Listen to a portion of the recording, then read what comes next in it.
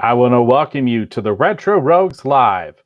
Please pay attention to our warning graphic. It states that the Retro Rogues Live show is intended for an adult audience and not intended for children under the age of 13. Parental discretion is advised. Again, I want to welcome you here to the show. My name is Dave Beatty. I am one of your hosts. For nearly the last 30 years, I've been a professional illustrator and graphic designer.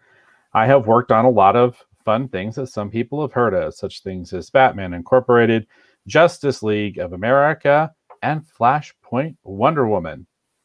My current labor of love is my t-shirt company, Kirby Tees. You can see all the fun things we have going on over there, as well as possibly consider purchasing a Retro Rogues Live t-shirt and helping support what we're doing here at Retro Rogues Live. You can see all those designs and even possibly order a custom shirt or mask if you would like to have one. You can do that and so much more over at kirbytees.com. That's KIRBYTS.com. I want to welcome back my co-host. This is Mr. Eric Alexander. Eric, please tell the folks hopefully watching or listening at home some of the fun things that you have worked on as a creative professional. Yes, everyone. My name is Eric Alexander, also known as Bass God 14. That's Bass God 14, not Bass God 14. That's Bass God, like a bass guitar, because I used to play bass guitar in a band, hence the name. But yes, in addition to hosting this show, I am the associate producer of a feature film called Occupants. It features Star Trek Voyager actor Robert Picardo. It's currently available for free on Tubi if you want to check that out. I did that project with a director named Russ Emanuel, and I just got back from filming with Russ again in LA in an actual studio. And it was a really crazy experience. If any of you folks are interested in the filmmaking process, boy, I'll tell you, that's what you got to do is you got to go out there to a studio and you got to get involved. And what we were doing up there was BTS behind the scenes. We were doing a lot of filming and a lot of photography and things like that. Under very, very stressful conditions. I can tell you, that we were talking before, about the fact that the Orville is going to be starting production again. And boy, those conditions under which they are filming are very, very challenging. I can tell you that. It involves regular COVID testing. I had to be tested twice. I had to be tested once in Arizona because I'm in Arizona, and I also had to be tested in Los Angeles when I arrived. And this is just for a 2-day shoot, so I had to get tested twice just for a 2-day shoot. We had to wear the full PPE, especially us, because we were behind the scenes and we were interacting with the actors who were unmasked. When they're doing their roles, they're unmasked. So we had to have the actual N95 masks in addition to a face shield. And boy, were those hard to work in. I mean, really hard. Because one of the things that we did was we had to turn off the AC while we were filming so that the sound wouldn't be corrupted. So it was very uncomfortable working in those conditions. But it's a lot of hard work, but it was still really interesting and really fun. Again, a lot of hard work, but really interesting and really fun. And I'm hoping that project will be completed in the next 3 to 4 months or so. It does take a while of pre-production. We did film most of the principal photography this weekend, although my understanding is there's still some pickups that need to be done. So not all the principal photography is not done yet. But still after that process, it'll still take some time to edit it and all that. I wish I could talk a lot more about the specifics of the project, but it is kind of meant to be a bit of a surprise. But I can say this, it is directly related to the film that Dave worked on with Russ Emanuel, which is called Routine. That's a micro short, and that film is actually supposed to be in the same universe as the film that we were filming this weekend. Very cool. I got to see some photos. I noticed that Russ had shared some photos, and there's been some different things finally getting out there so people could see some of the fun things that were going on. I was actually trying to see if I could get the that Bad Bob Productions tile that I set up working. But here you can see me. This is what I had to wear while I was filming. This is the setup with the face mask and the N95 mask. And by the way, you can see the shirt that Dave made for me from Kirby Tees for Bad Bob Productions. That was a shirt that Dave actually made through Kirby Tees, specifically for my company, Bad Bob Productions. My partner Rob and I were running around with those shirts on, and we got some compliments about it, and people, obviously got some buzz going because this film actually is in association with Bad Bob Productions. So we actually have an association credit in addition to my executive producer credit and then my BTS credit. So I'm kind of all over the place on this particular project, but you're on it too. And there actually is a sort of a cameo for Red Skirts because they actually had some Red Skirts comics on set, which was also kind of fun. Yeah, I got to see a couple pictures about that.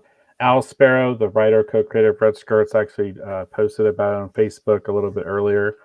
And it's really, really cool. And I didn't realize that all the different, actors and actresses involved. And he, one of the people that he kind of singled out that he thought it was neat was even remotely near a Red Skirts comic book I used to have a huge crush on when I was younger. So I thought that was really cool. So yeah, it is pretty interesting as far as who they got involved in this. If you're a Star Trek fan, you're going to recognize some names in this project. If you're a Wonder Years fan, you're going to recognize some names in this project. So it's kind of interesting, the talent that we got. Our main stars are actually, relatively unknown, fresh young talent, young actors. They did a very good job, by the way. But then we have some additional folks on the cast to give sort of that name to the project, to give it just, that extra oomph, that extra attention that a project like this needs. Because essentially what we're trying to do here is sell a concept to create a franchise and get some actual real studio support and things like that. very cool. Yeah, sorry, I don't mean to. I was trying to get the Bad Bob tile to load right, but I can't seem to get it to work correctly. Well, darn it. Next time we'll have it. It'll fill the screen a lot better. I don't know what's going on. It's weird because I set this up where I can share graphics on this other monitor so I can see the graphic, right? But then I'm still able to access the control panel and stuff when I'm working here on the show. But every once in a while, my picture viewer between these two screens acts up, and my best guess is it's just something to do with the actual the video driver itself. But yeah, it was really cool to see the pictures there on the set, and it was my honor to help put together the first official Bad Bob Productions T-shirts, and I was very, very happy to do that. I thought they turned out kind of fun. This is not the I guess the main logo that you use, but I thought it would look good on a T-shirt since it's kind of distressed and kind of cool looking. So. Yeah, I agree. And of course, this is our normal logo right there. That's Bad Bob. That's sort of our mascot for our company, which of course is also one of the sponsors of this show. Dave and I agreed a long time ago that we were going to sell out to ourselves. So, the sponsors of this show officially are Kirby Tees and Bad Bob Productions. Yep. And it's very cool. It's very cool. And it's very exciting. And yeah, very, very exciting. I'm very curious to see how this kind of comes together in the long form. So, it's really kind of cool. You introduced me to Russell, and I've been lucky enough to be involved with in different capacities in a couple of his films now, and we've worked together on multiple projects now. So it's very cool. It's very fun. I've really enjoyed all the opportunities that have been presented to me. It's a lot of fun. So thank you. That's a good moment also to just give a shout out to the Occupants comic book tie-in, which of course is the first project you and I worked with together with Russ, because Russ is the writer of that. I was the editor and you were the artist of that project, which we were talking about off the air. We wish they'd done more with it, but I think at least what we did was really cool. Unfortunately, it's also a very difficult book to get your hands on because there were not many copies of it made. Yeah, it's it's funny because I ran across one. Because I rearranged the studio here, at I guess we'll call it Retro Rogues North. North and Retro North. Rogue South to Yeah. Retro Rogue North. Yeah. So when I was rearranging everything and moving everything around and getting the studio set up where it's a little bit easier for me to handle some of the t-shirt production stuff. And then I've got the capacity to do a lot of other fun things, which you and I have discussed, which I don't think other people know about just yet. But rearranging the studio for all this equipment, I actually ran across one of those, the one that had the cover on that I did actually. And Oh, really? yeah, it was in a stack of my books I'm keeping because it was the very first Red Skirts comic books that we did were super limited edition. We did 50 copies and they were Oh, wow. numbered. Yeah, and they had the motion picture style cover on them, with the rainbow, with the ship and the faces in the rainbow, kind of like the Star Trek the motion picture. An homage to that one of my favorite, Bob Peck or Bob Peak illustrations of all time. And that was super, super limited. We only printed 50 copies of that. And I sent 01 to Al, and then I kept number 2 again, it was number 1 through 50. I kept issue 2 for myself. And my Occupants comic was in the same stack as my numbered Red Skirts number 2. So I thought that was pretty cool. So That's very cool. And then Jane is in the house. She said, "Hey guys." Hi, Mom. Well, very cool. Well, I want to put a shout out just real quick to one thing here that is a little bit of house business, I feel like, too. If I can get my, I don't know why my picture viewer is acting up so bad. The thing I wanted to throw a shout out to real quick is the fact that the first episode of Retro Rogues Live Mysteries, wow, look at that. That one's working, but the Bad Bob one isn't. That's so weird. Anyhow, I want to do a quick shout out actually to Retro Rogues Live Mysteries. The first official episode you can now check out. It's on YouTube, and then you can also see it. If you didn't get a chance to see it yet, you can also rewatch it actually on the Facebook page as well. And just so people know, the way this show is working is Eric and I are pre-recording it, editing the episode, and then essentially broadcasting it live.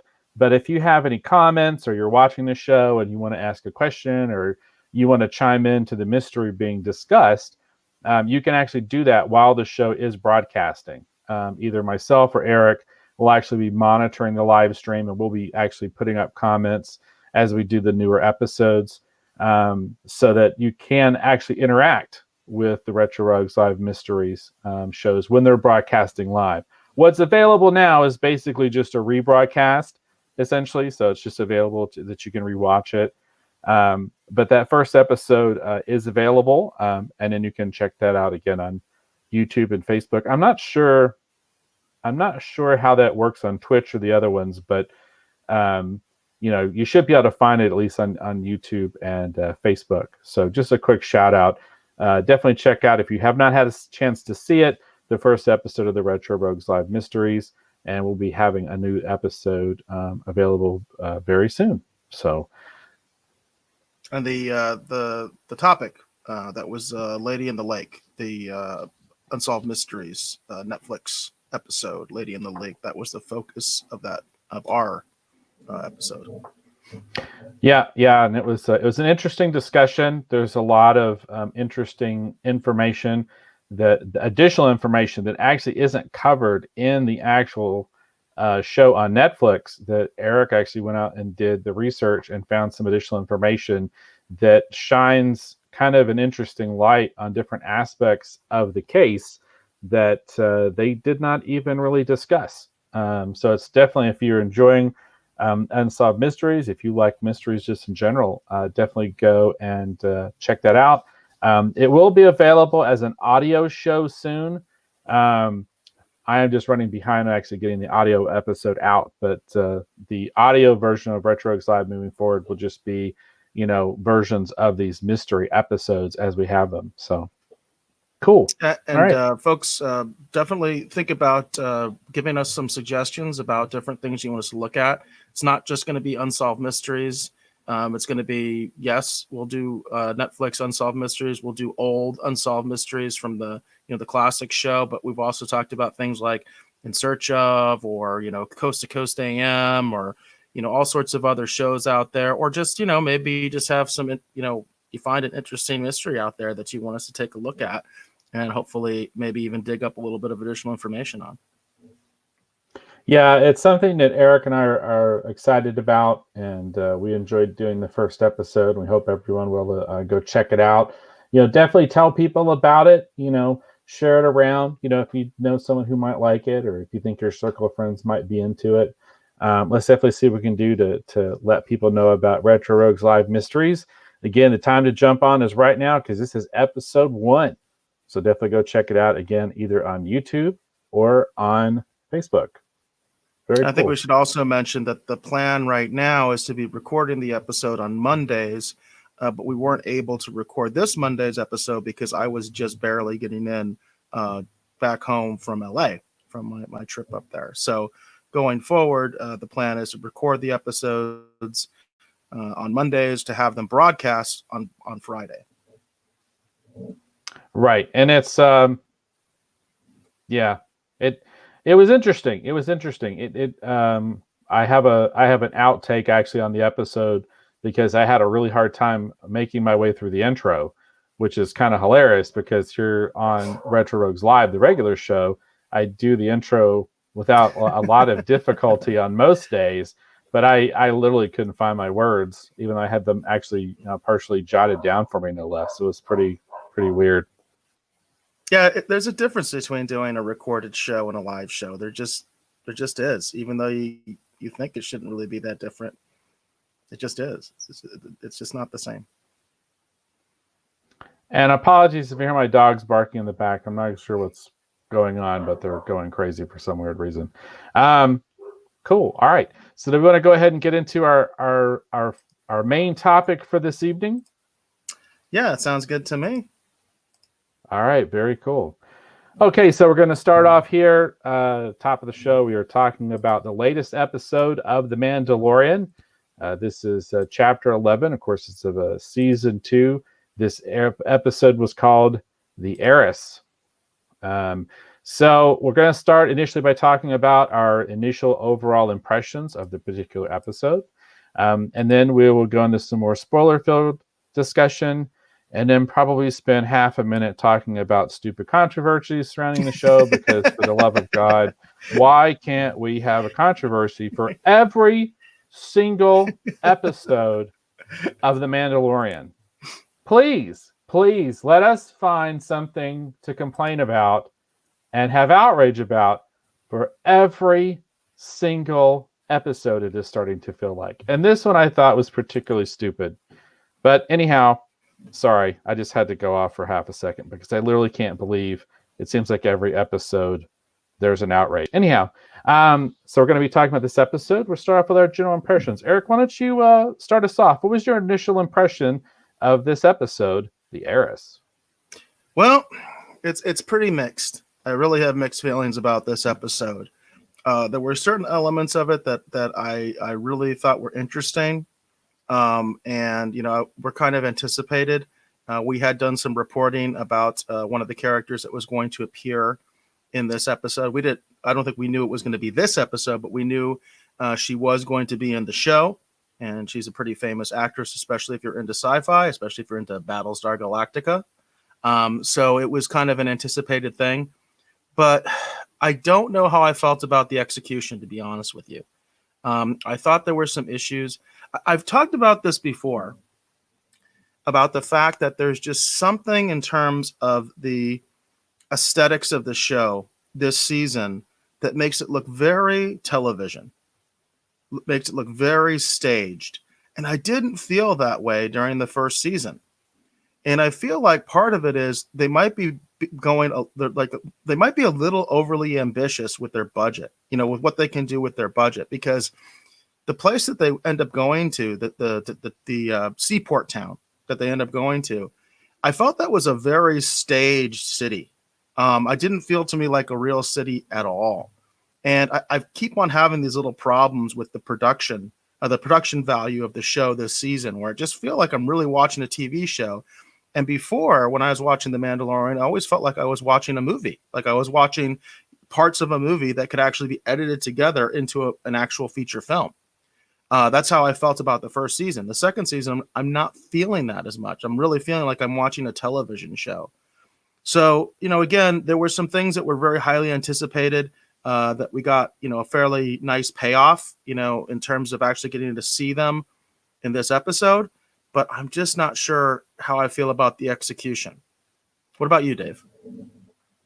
Well, those are some interesting comments. I didn't actually do the synopsis, just real quick.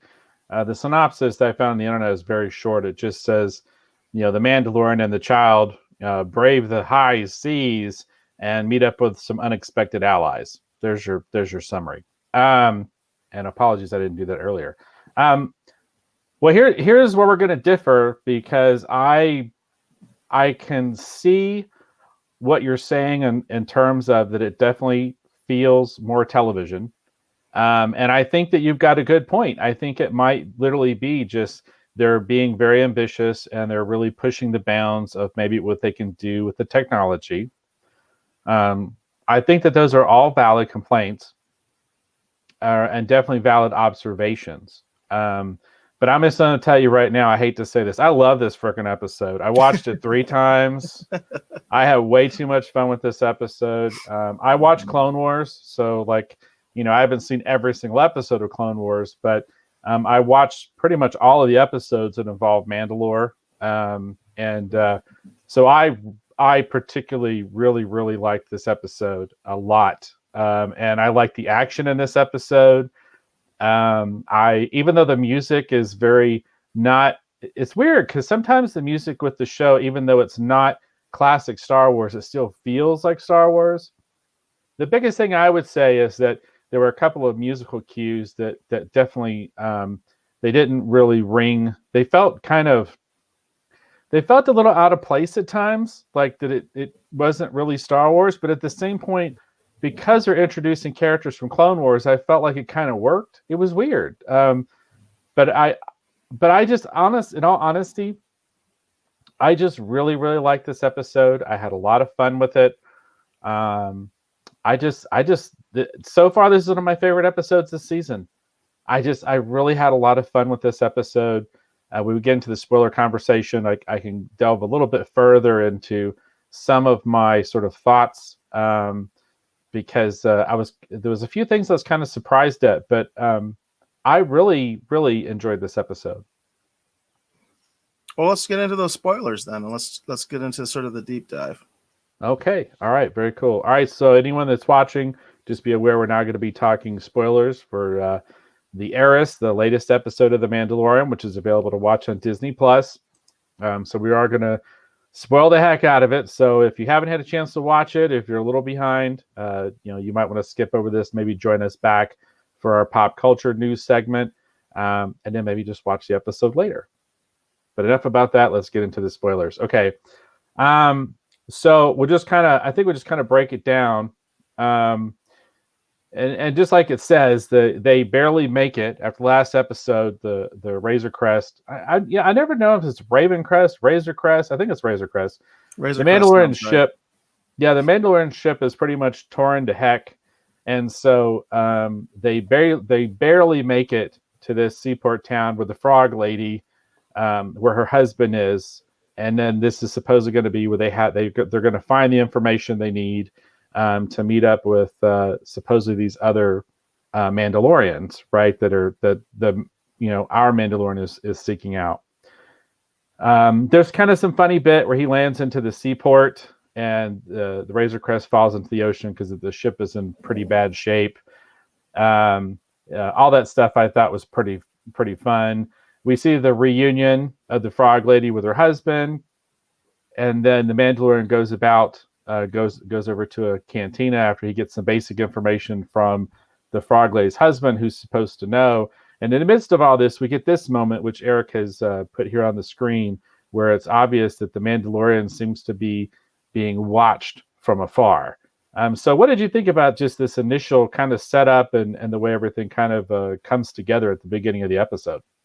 Well, I was trying to figure out exactly, what this was supposed to be. Obviously, I had anticipated the fact that we were going to see this boat scene because that was in the trailer. And so I thought that was interesting because that's not something we've really seen in live action Star Wars. We've seen them in ocean environments. We've never really seen them on a boat. And I have to say, I didn't like the way they did it because I felt like, even though I don't think it's supposed to be the Mon Cal homeworld, obviously it was supposed to emulate that because it was dominated by the Mon Cal army and also the squid-like people that also occupy the planet of the Mon Cal army. The way that it works is that the Mon Cal army are supposed to be like in these floating cities while the squid people live in the depths. And I think that was actually explored in a Clone Wars episode as well. I know it from expanded universe stuff. And the way that I was always envisioning it and the way that it was always sort of, presented to me and the stuff that I read was those Mon Cal cities that are floating are like gorgeous. They're immense and they're beautiful. And then meanwhile, you have the squid-like people who live under the water, okay, in like these dome cities or something like that. And so the way they ended up doing that, where they made it sort of more of like that Popeye type seaside town, because, we actually reviewed Popeye not too long ago. And that's what I kind of felt like I was looking at. It didn't work for me. And I really also, they have this tendency in The Mandalorian to use very contemporary American style language with aliens. And I hate that. I don't know why, so much of, for instance, the Frog Lady, she just speaks in her language, right? And in that case, the Mandalorian can't even understand her. But it's very common in Star Wars for an alien to be speaking their own language while the human speaks in English, right? That happens all the time in Star Wars. Chewbacca, Chewbacca and Han Solo. And it seems to me it would have worked better if the squid people were just talking in sort of their muffled, language, and we're using subtitles, which maybe they just don't like subtitles. I know a lot of people don't. But to me, that's part of the immersion into Star Wars where I feel like I'm in a different place. I felt very much like in this episode, I was in a much more familiar place, in terms of, like I said, like a seaport village or something like that. It just didn't seem very, it just didn't seem to fit. That was how my initial reaction to that entire setup. Well, that's an interesting observation to have because I also felt like that the seaport village felt an awful lot like Sweet Haven from Popeye. That's a really astute observation, because I had kind of the same feelings about it. And sometimes to some of this stuff, I wonder if it's intentional, because it just seems at times that they're definitely calling back to something. I can't think of a big Western that involves a lot of high seas kind of stakes, though. So no, that's not part of the Western genre for sure. Right. So maybe that's why I'm thinking of like, Popeye, but that was Popeye. It really was like Popeye. I mean, there's no doubt about it, Yeah. But again, like I said, it didn't really bother me. I liked, kind of the setup. And there's a lot of comedic kind of stuff too at the beginning of this episode, which is kind of, I think, intentional because of what happens shortly thereafter. So the Mandalorian, he ends up, he does make contact with someone. He's like, oh, my brother can take you out there. And so this, I forget the name of it, but the squid guy's like, he's like, yeah, I'll take you out on my boat. And it takes a day's travel or something like that. I'm like, okay. So he gives them some sort of currency or restitution. I forget what it was now. And so they take off on this boat. And so we get the high seas kind of shot. And they're out there. And then I know they're not the Mon Calamari, but they're the other guys. But they're like, hey, have you ever seen this particular creature? We're going to feed it. You should bring the child over here. He would like watching that. And the whole time I'm like going, what do you think that this little alien child would want to watch you feed this giant monstrous thing? Like what? And the whole time I'm like going, this is not going to go well. And I was shocked. I was shocked at what happened because basically they knocked the child into the giant maw of this creature that's down in the water. And I freaked out. I know my wife did too. And I was just like, what?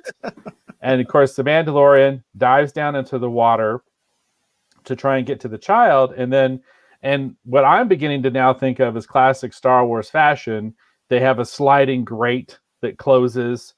And then our hero he comes up, he's trying to get air or something. And they've got these kind of like pike type things and they're stabbing down at him. And it sounds like what they intend to do is murder him and take the Beskar, because the Beskar is highly valuable, which of course is the metal that the Mandalorian's armor is made of. And I'm like going, what in the heck? How is he going to get out of this? I know the Mandalorian has a lot of gear, but I'm not sure how much of his gear is designed for kind of an aquatic fight, right? Because we haven't seen the Mandalorian in that kind of an environment before.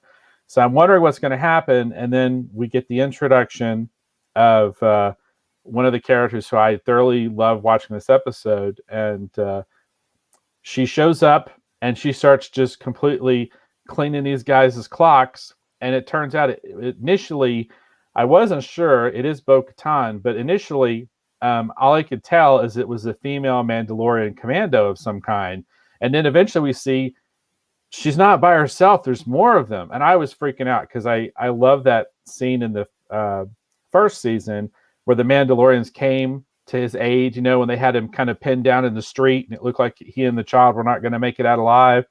And then the Mandalorians from his clan showed up, and like it was a lot of fun. And I just loved this. It was just a lot of fun. This musical cue did take me out of the show at first because it felt a little too edgy and hip, right? Like, very electronica, whatever. But I thoroughly love this scene, the way they introduced the Mandalorians, because they just come in jetpacks blazing and they're taking care of business. And, they don't mince any words. They just wipe these guys out and they basically help out what Bo-Katan calls her, brother, because he's a fellow Mandalorian. And I thoroughly love this whole setup. Did you enjoy this setup where these other Mandalorians show up and help out? I think it's the Jin. I can never pronounce his name correctly, but our Mandalorian. I just call him the Mandalorian. I don't like calling him by his name. I like the whole the man with no name thing. I think that was kind of a mistake, to be honest with you, to put his name out there. But anyway, right. I really the highlight for me of the episode is seeing multiple Mandalorians fighting together. There's just no doubt about that. I do enjoy that. You mentioned from the previous season, we both really loved that big fight they had between the bounty hunters and the Mandalorians. Seeing the Mandalorians basically like in, full force, like a large force of Mandalorians fight. Wasn't quite as large, this force. There's only 4 of them, but still, it is fun to see multiple Mandalorians fighting together. Now, unlike you, Dave, I am not a big Clone Wars guy. I've seen a few episodes. I actually watched the movie, and I actually liked it, which I think I'm in the minority of people because I know a lot of people totally trashed the Clone Wars movie. But other than the movie, I just never really got into the series. I think it's because it was on cable, and I was an early cable cutter, and I didn't even have access to it. And since it's come on Netflix, I haven't really decided to go and watch it, or on Disney Plus. I just have never really gotten into it. I think it's because I'm not a big fan of the style of animation they use. It's a little jarring for me. So I've just never gotten into it. So I have no emotional attachment to these characters, is what I'm trying to tell you, and I don't know who they are. Okay, I know we did the reporting about Katie Sackhoff coming on the show as it's Bo-Katan, right? That's her character's name. Right, right. But I had no emotional attachment because I don't watch the show, so I don't really know who she is. I know who Katie Sackhoff is because I watch Battlestar Galactica. But the thing. I think you know what my criticism is going to be because I've been pretty consistent with this. I just don't like the taking off the helmet thing. And the fact that basically now they're trying to say that there's this entire clan where they're cool with it and they take their helmets off pretty much every opportunity they have to look into the camera, which I noticed that, as someone who has tactical experience and who's worn helmets in tactical situations and things like that. I'm like, why are they taking their helmets off now or at this point or this point? It's like they're taking it off so you see their faces in the camera. And I hate that. And there is a controversy about that. That the actor, his name, Pedro Pascal, right? There is that sort of rumor Right. that he's one of those guys. It's like, you need to see my beautiful face. You know what I mean? And he has a real problem with the fact that the Mandalorian doesn't take his helmet off. So I feel like what they're doing is they're building up to that the Mandalorian is going to be part of this clan where they don't care about taking the helmet off. So now Pedro Pascal can be happy and take his helmet off every 5 seconds the way Katie Sackhoff did for no reason, by the way. That's my point. It's like she was taking it off when there was no reason to be taking it off other than to show her face to the camera. And I don't like that. It takes me out of the world. I like Boba Fett. I like the way the Mandalorian is. I like that they don't take their armor off. Why would they take their armor off unless they're in a totally relaxed situation? You know what I mean? It doesn't make any sense to me. So I'm a big stickler on that, and so it is something that's a little jarring for me. Well, I see it a little differently because in the Clone Wars they did take their helmets off. So it just kind of keeps them in line with kind of their continuity. And I think it was also, they have a brief conversation about it. And I think it's in order to kind of quell some of the people who are sort of like, well, that's a plot hole. Why right. Does the Mando take his helmet off? But in the Clone Wars, they took their helmets off pretty regularly. Right. And then we learn that basically the Mandalorian is basically a part of the Death Watch. And they give that as part of their reason for why the Mandalorian has been taught not to take his helmet off. That's a much older custom. It's more the way, right? Because that's one of the few times that the Clone Wars Mandalorians like Bo-Katan and I can't remember the name of the other two characters. That's kind of the reason given that they don't really use that. This is the way type thing. They only do it a few times, and it seems like a lot of the things that we now think of as the Mandalorians kind of hallmarks, that they're more associated with the Death Watch. So the fact that they kind of associate the Mandalorian with the Death Watch just makes him even cooler for me. So I'm totally down with that. So I didn't have any problems with that. Again, like I said, I watched a lot of the Clone Wars and I had a lot of fun. I don't even know what you're talking about. I don't know what the Death Watch is. I have no idea what that is. They're just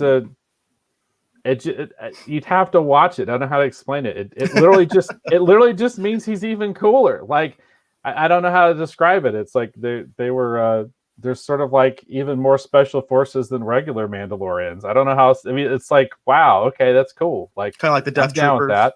Exactly. So it's like he's even more hardcore.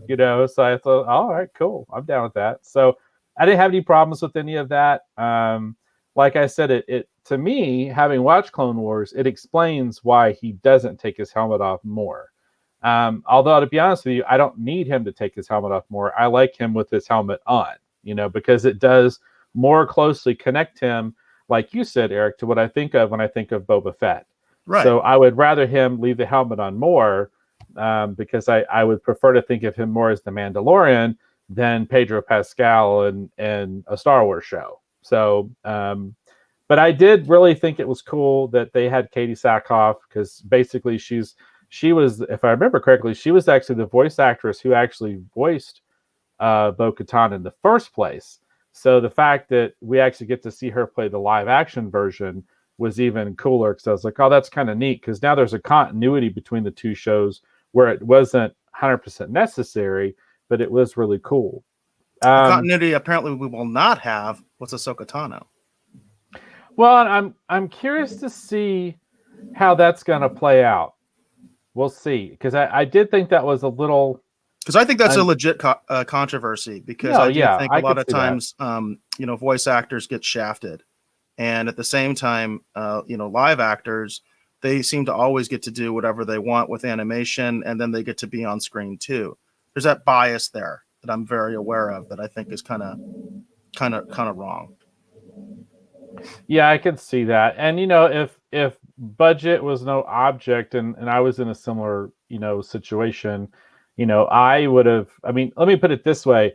If I were doing a film, I wouldn't have any objections with having someone like Ashley Eckstein actually be on camera. You know what I mean? Right. Not just be just a voice actress. But and I do feel like that is kind of a missed opportunity But we'll see what they do with Ahsoka. We don't exactly know how this is going to play out, so we'll have to wait and see. Um, but I also felt the same way. I felt like that when these initial information was coming out, I was like, why don't they just get Ashley Eckstein to do it? Because I know she'd love to do it, and I would imagine she would be willing to undergo all the training and everything she would need to do in order to pay it, pay it off correctly. And even like what they've done with the Mandalorian, they could always get one of these super talented female martial artists, you know what I mean, if they needed to, put her in makeup and even have a double, which for they some of the probably action will do scenes. anyway. Which they'll I probably know. do anyway. So yeah. So it's kind of a weird thing, but we'll see. We'll see what they have in mind. Maybe there's a reason. But I did and we haven't even discussed this. There is the possibility the person that the Mandalorian is going to meet that he's told is Ahsoka Tano turns out is not actually Ahsoka Tano. We haven't even discussed that possibility that, Rosario Dawson is playing a character who's going to identify herself as Ahsoka Tano, but it may turn out it's not even Ahsoka Tano at all. It's someone completely different who's impersonating Ahsoka Tano for a very specific and nefarious reason. So there is even also that additional possibility. So we'll have to wait and see. But anyhow, so the Mandalorian meets these other new Mandalorians. We get introduced to a lot of things that if we followed the Clone Wars, you might be a little bit more familiar with.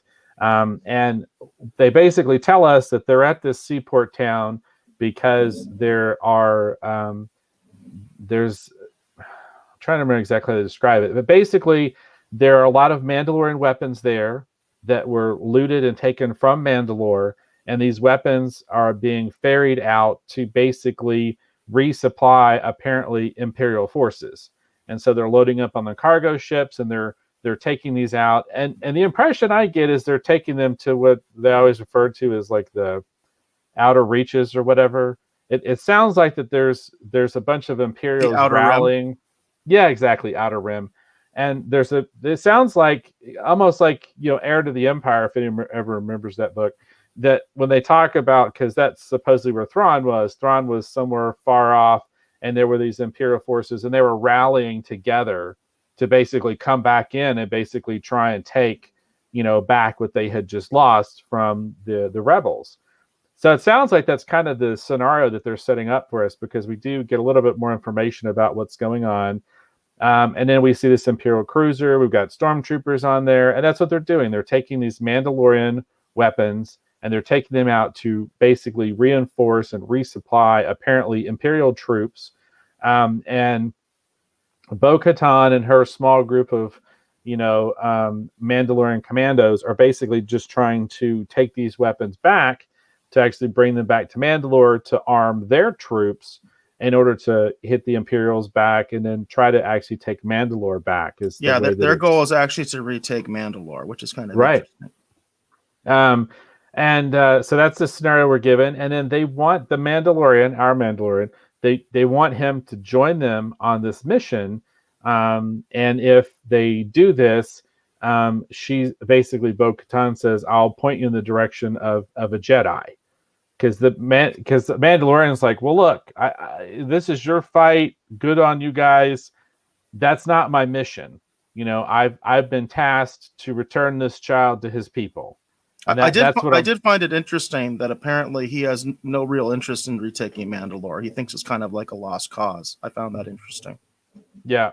Well, I think it has something to do with, kind of the I guess the way in which he was raised. It's interesting.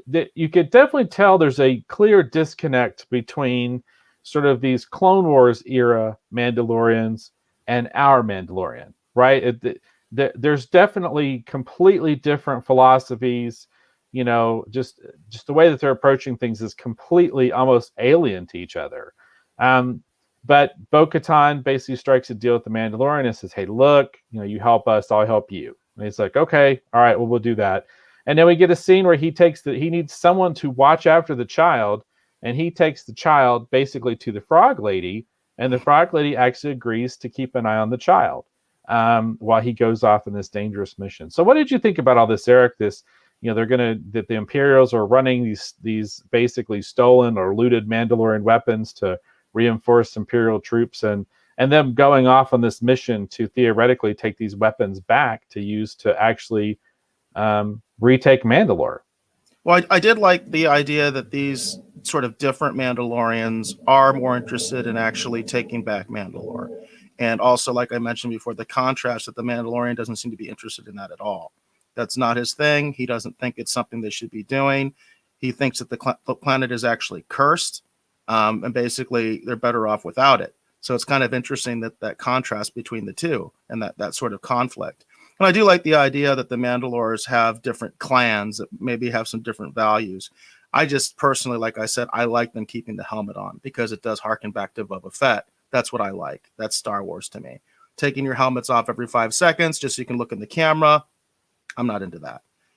So the one thing that I really disliked a lot was they're really overusing the stormtroopers can't shoot thing. I really hate that because the stormtroopers can shoot and they kill rebels all the time. The people they don't kill, of course, are the main characters because you can't kill off the main characters. They have what is called plot armor, so they don't get killed. But that doesn't mean that the stormtroopers are totally incompetent and they can't shoot anything. But they even say that line, oh, they can't shoot, the broadside of a barn or something like that, something even contemporary in that regard. I don't like that. I really dislike that because what it does is immediately I don't feel the Mandalores are in any danger. I'm like, okay, you're really playing this up, that the stormtroopers suck. So what real danger are they in? And that really takes me out of it because I think they should have killed one of them. You know what I mean? They should have showed that this is a little bit of a glitch, a little hang up there. But I think it would have been interesting if they'd actually killed one of them or something like that, because they should have shown that there is some danger, that the Imperial Remnant does have some teeth, it does have some claws, it is a threat. What I'm getting through this is it seems like the Imperial Remnant isn't a threat at all. They're just getting their asses kicked all over the place. So I didn't like that. I think it kind of just takes me out of it, and I don't feel like the characters are in any real danger. Well, it's interesting. I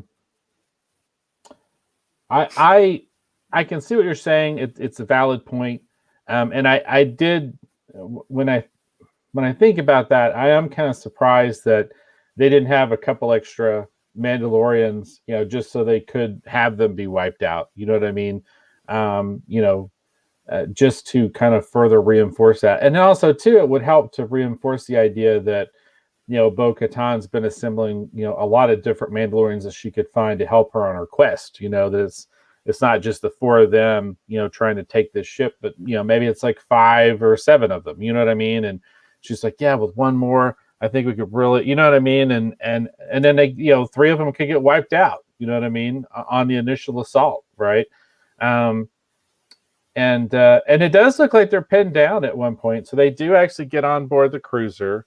And they're in the process of working their way through there, trying to take this cruiser. And at one point, they are apparently pinned down. But it does look like that they are going to be successful. It doesn't ever feel like that this mission is ever really in jeopardy. I kept expecting some kind of a double cross. You know what I mean? That's what I was thinking. Like maybe the whole point of this was to break the Mandalorian up from the child in order to make abducting the child even easier. And I thought that's why they showed us this thing that you have here on the screen, where the wrestler lady, I forget her name, is watching him. I wondered if that's what they were doing. They were trying to separate. They're trying to give the Mandalorian a mission to separate him from the child, and it'd be easier for them to abduct the child. I thought this was all just a huge double cross, is what was being set up. But it turns out it's not a double cross, and Bosch is in command of the ship. Those of us who watch things on Amazon Prime. Bosch is in command of this Imperial cruiser. And then we get Moff Gideon. Moff Gideon shows up. It looks like they might actually lose this shipment. And Moff Gideon tells Bosch, hey, look, just do what's got to be done. All hail the Empire kind of deal. And so this guy straight up shoots his 2 pilots instead of telling them to dive the ship. I thought that was kind of weird. I would have thought he would just told them, put the ship in the dirt. You know what I mean? I thought they would have just followed along, right? Like good little soldiers. But he doesn't feel like he can trust them. He blasts both of them, and he takes command of the ship, and he's going to crash this Imperial cruiser so that basically, maybe take, Bo-Katan and these Mandalorians with him, but also make sure that they actually don't get the weapons. And in the midst of all this, somewhere along the ways, and even though I watched it 3 times, I did kind of miss it. We learned that Bo-Katan is also part of the other reason they're attacking this particular shipment is because she knows somehow that it is attached to Moff Gideon, and she's wanting to know where the Darksaber is, and that she's actually trying to get it back. So that was interesting because we get more callbacks to the Clone Wars, and then number 2, we learn that basically, because that was one of the things I was wondering about too, is like, well, how did Moff Gideon get the Darksaber, right? Like, we know it might have had something to do with the Purge, but we don't know exactly how that all went down. And that's what she's also trying to do. So in addition to actually taking these weapons and trying to retake Mandalore, she wants the Darksaber to also reinforce the idea that she is the rightful ruler of Mandalore as well. And that's why this episode is called The Heiress. Right. And then we did have a couple comments here, just real quick, if you wouldn't mind putting them up. Jane said that she had watched all of Rebels, she said that was my favorite scene in episode 1 too. That was the one I was talking about, where Eric and I are both talking about where the Mandalorians and the clan actually help out the Mandalorian and his child when they're pinned down in the street. I still think that's one of the big high points for the show. Totally agree. And also, too, that episode's around, one of the most dramatic, tense moments, too, where the Imperial forces have them pinned down and they're basically cutting that building apart, and everything. Like, those episodes are really great. But Jane says that she had watched all of Rebels and Clone Wars. I haven't seen all of Rebels. I watched just the important episodes of Rebels, like the ones where people are like, you have to watch this one. So I watched those, but I did not watch all of them. And she says that she felt like Clone Wars is really good, deals with the Mandalorians and the origin of the Black Lightsaber, or as we know, the Darksaber. So yeah, that was the stuff I was kind of surprised at, is that Bo-Katan is trying to get the Darksaber back so she can reestablish that she is the rightful ruler of Mandalore as well. So it kind of gives her mission a different kind of sense of urgency. And you can tell the people that are with her, they're sort of like her diehards, right? They're the ones that definitely believe in her crusade. They're on this mission with her to try and get the Darksaber back. So I don't think that we have seen the last of them, because as the Mandalorian gets closer to the Darksaber, I think we do have the possibility, the chance that we're going to see these characters appear again. I wonder if towards the end of the season, if they all might wind up to be allies, kind of like what happened at the end of season 1 with Cara Dune and Apollo Creed's character's name that I can't remember. I have a feeling, and of course we had the IG robot. Like, I feel like that's what we're going to get. That we're going to get that these Mandalorians are going to return, and they're all going to kind of help each other in the final episode or two, kind of like what happened last time. But I really enjoyed all of this, and I thought it was interesting to hear that Bo-Katan is trying to get back the Darksaber. So what did you think about all that? I know that you said that you haven't watched really the Clone Wars, but I know that you know a little bit about the Darksaber because we talked about it. I looked it up on Wikipedia. Yeah. when I saw that scene and everybody was talking about it, I was like, I don't know what that is. So I went on Wikipedia to find out what it was. So I do know a little bit about the Darksaber, and I do think that's a really interesting story of the first Mandalorian Jedi. That's where that comes from. I think that's a really neat idea. I would love to see a Mandalorian Jedi. Wouldn't that be cool? That would be super cool. Why don't they do that? You know what I mean? That would be really awesome. I have which, by the way, that leads me into another sort of issue that I've been having, which is we're not seeing the child, Baby Yoda, doing any Force moves anymore. And I really don't like that. I want to see him do the Force. I like the way that he used the Force, and he used the Force at very critical moments and things like that. It seems like the child now is like very helpless, and I don't like that, because they showed before that was not the case. The child really can handle himself. And besides that, I call him the Yodalorian, because technically he is actually a Mandalore. He's part of the clan. It's a clan of 2. You know what I mean? So that's one thing I haven't liked, is like we haven't really been seeing any Force stuff, but that could be simply because they don't want to overuse it when Ahsoka shows up. They want to give her that. You know what I mean? I could see that. It's going to be interesting to see how this all plays out. I'm definitely curious to see what they're going to do. I've said before that I'm of the belief that eventually the child is going to wind up with the Darksaber. And that's where the Darksaber is basically going to reside. I have a belief and a theory that that's where the Darksaber is going to wind up. It's going to wind up with the child. And that will become the child's lightsaber. I really believe that. That probably sounds like crazy talk, but I do really believe well, that. What about the what I was just kind of alluding to, the possibility, what if maybe the Mandalorian himself becomes a Jedi and he wields the Darksaber?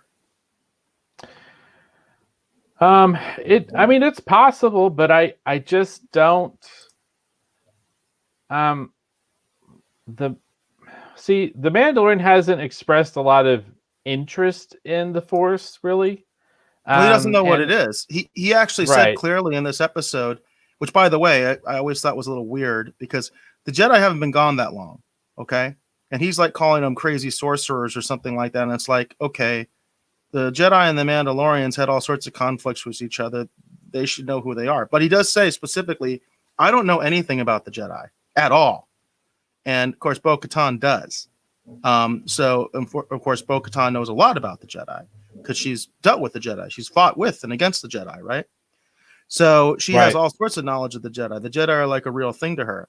So I think that is kind of interesting, because he is so ignorant of the Force. He's so ignorant of the Jedi. It's like he's really been hiding under a rock.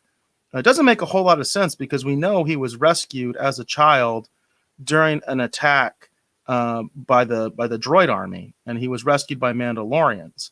Well, during the Clone Wars, the Jedi were all over the place. So it doesn't make a whole lot of sense to me, but he does establish he doesn't know a darn thing about them. So to me, since he doesn't know anything about them, as he does learn more, that's where he might become interested. Because he said, I don't know anything about them. I don't know anything about the Force.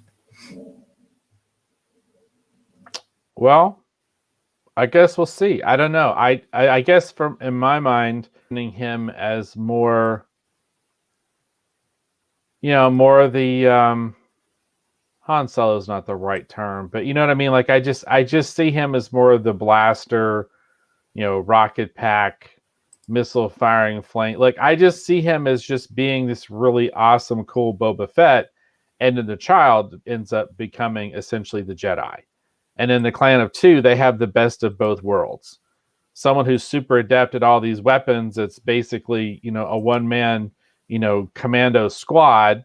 And then we also have the child that might turn out to be like a really super powerful Jedi, and that between the two of them, you know what I mean? That they're, again, a really formidable clan of 2. And that maybe the two of them together, maybe they might help take back Mandalore. I don't know. Although we kind of know where this story is going, because they made other, we know in the later Star Wars movies, they don't even bring any of this up. So I don't know if Mandalore, they eventually take Mandalore back or not. I mean, it's obviously wasn't worth discussing in the new movies, but at least according to some people, although I would have liked to have known. So we'll have to just wait and see. We'll just have to wait and see. So anyhow, Bosch from the Amazon Prime series, he's going to crash the ship. They stop him. We learned that Bo-Katan is after the Darksaber. We get a little better sense of what she's all about.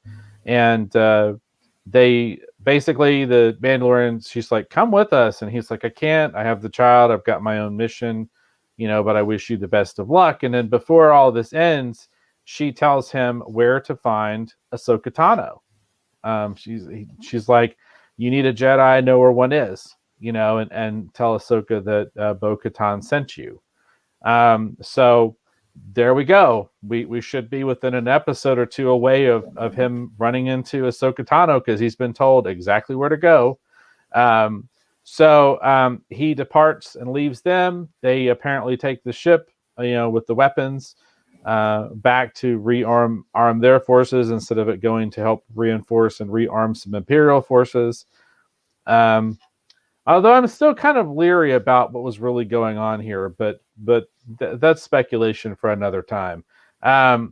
So yeah, and in the Mando, you brought up this moment here. The Mandalorian goes back to get the child, and we kind of redeem him because he's there with this little frog baby type thing, and he seems to be, not looking to necessarily eat it. We're not sure.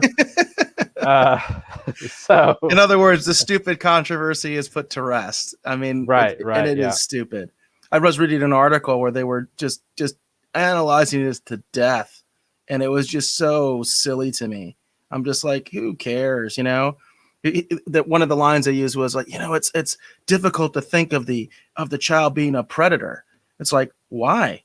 We're predators. You know what I mean? Why wouldn't the Yoda species be predators? They're all supposed to be like plant eaters or something like that. I don't know. It just seemed weird to me. It's like, who cares? It was sort of a silly controversy to begin with in my mind. But here's your little payoff if you were really concerned about it, is the Yodalorian taking care of the little frog baby. And it's interesting too that sometimes I feel like that people are confusing their Star Wars inspired movies with actual Star Wars too, because that whole thing where they're just plant eaters, that actually comes from Masters of the Universe, because there's that scene where they're eating the barbecue. And I remember that. Yeah. That's actually a funny scene where they talk about what a barbaric world this is, But Man at Arms doesn't have a problem with it. He's like, hey, if you're hungry, you'll eat anything, and that's the right attitude. If you're hungry, you'll eat anything, So it is what it is. I just think it was all kind of silly. And again, I said last week, it was just all to make a toy. That's what they did it for. I showed the toy. You know what I mean? They did it to make a toy. So, and that's what Star Wars does. That's what they do well. So I don't know. I think some people just like to be angry. And it is interesting because the next episode, apparently, it looks like from the title card on IMDb that we are going to get Cara Dune back. Did you see that? I hadn't seen that because the controversy I was going to talk about just briefly was the armor controversy.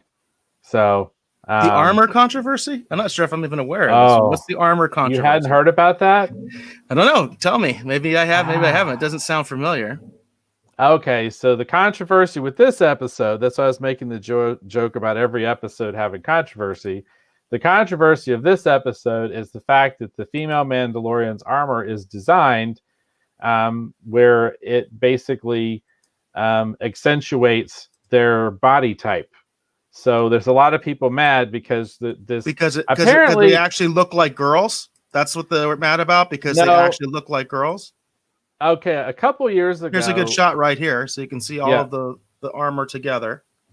A couple years ago, this guy wrote this piece about how boob armor in fantasy are like movies and TV shows and video games and stuff is incredibly stupid, and depending upon how the armor is designed, how it would be really easy to strike the armor in such a way and basically cave it into the person's chest so that the armor wouldn't actually protect them.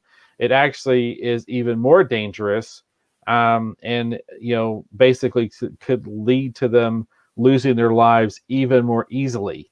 And that it isn't really armor; it's almost like they're less than protected. They're almost actually making it worse on themselves. So, and I can't remember who this guy was, but some dude wrote some story about this, and it got picked up, and people started talking about it. And it's weird because when I designed the armor for the characters in Bushy Tales, I wasn't thinking in terms of like, well, this is actual, real, functional armor. I mean, I did think in terms of it being functional, right? But at the same point too, like I was thinking more in terms of like sort of the rightly or wrongly the sort of the fantasy tropes that I think of, right? When I think of, female armor and stuff. So I tried to make it practical to an extent, but I did have it accentuate the female form because I wanted to make sure people knew these were female samurais and not dudes, right? So and that was kind of my thinking. Plus, also the characters are slightly inspired by what they used to call the bad girl comic characters. Characters like Lady Death, and characters like Red Sonja, and that was part of the inspiration for the characters from Bushi Tales in the first place. So I wanted to showcase that inspirational lineage, not necessarily walk away from that. So I never really thought too much about it. But this guy wrote this thing all about how impractical and stupid it was. So everyone started tearing into this because these characters, the way their armor is designed, it has basically the same sort of problem where because of where things are jointed together and how it follows their form, if you were to hit them in the right way, it would basically cave the armor in on their chest and it would, not even function as armor, but it's actually sort of a detriment to their safety. So there was a lot of controversy about this on various channels. People were talking. I kept seeing it show up everywhere, and people were really upset about it. And all I could also think about was like, well, number one, this just kind of looks like what they look like in the Clone Wars. Number two, you have to take into account their form, right? When you're designing this stuff. And then number three, I felt like the way that it was done was pretty tasteful. And, it's not like they're dealing with a lot of bludgeoning weapons anyway. Primarily, they're trying to protect against blasters and laser blasts and explosions. And it's just not even the same thing. They're not fighting in a feudalistic manner, really. So what does it matter? But anyhow, there were some people that were definitely upset about the female style armor on our female Mandalorian commandos. Yeah, my response is some people need to get a life. Seriously, that's the stupidest thing I've ever heard. And I'm someone who wore body armor regularly for their job and actually wore armor. So I just think this is the stupidest thing I've ever heard in my life. I'm glad I didn't know about it. I'm kind of upset you told me about it, but I guess it's something to discuss on the show. But I just think it's stupid. That's silly. Yeah, that's all I can say. I don't even want to dignify it any more than that. I mean, I got the picture right up here. They look fine. They look cool. It's supposed to look cool. That's the bottom line. If it doesn't look cool, that's where I have a problem, right? If it looks stupid, if it just doesn't look cool, hey, this is not the real world, folks. This is a fictional thing. And they're supposed to look good, and they're supposed to look good for the toys, right? They're supposed to look good for the toys. So I just think it's a complete fake, like we were talking about all this, faux outrage and everything. Everybody has to be upset about everything.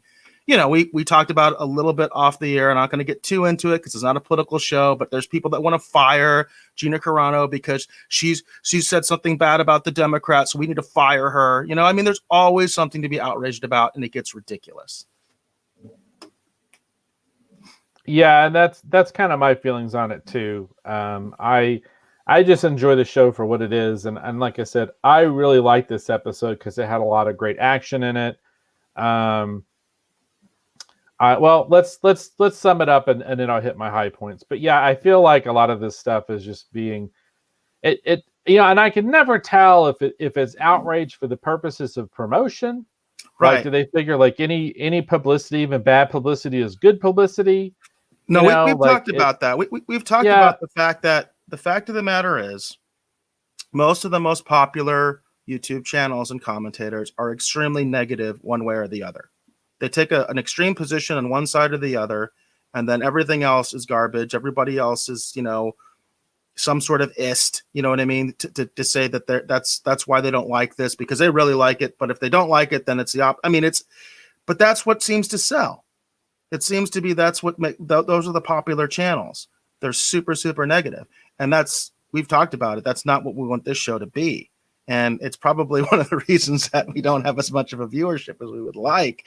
But You're right. It's true. I mean, I think some people, they're just inventing these controversies because they know social media, I call it anti-social media, is so geared towards all this hateful, toxic fandom type stuff. Yeah, and it's yeah, I feel like that a lot of times, um well, no, I totally agree. It just sometimes with some of this stuff, when I hear people complaining about it, and these controversies kind of, because I was like, well, we're not even over with the egg thing, and now we're gonna be mad about this, like the female Mandalorian commando's armor, like what, it looks great on him, like what's the problem, I mean, I was more, trying to figure out like the because it's two women. We got Bo-Katan, the other lady who's, I can't remember her character's name, but she's the wrestler lady, because I know she was all excited to be in this. My apologies.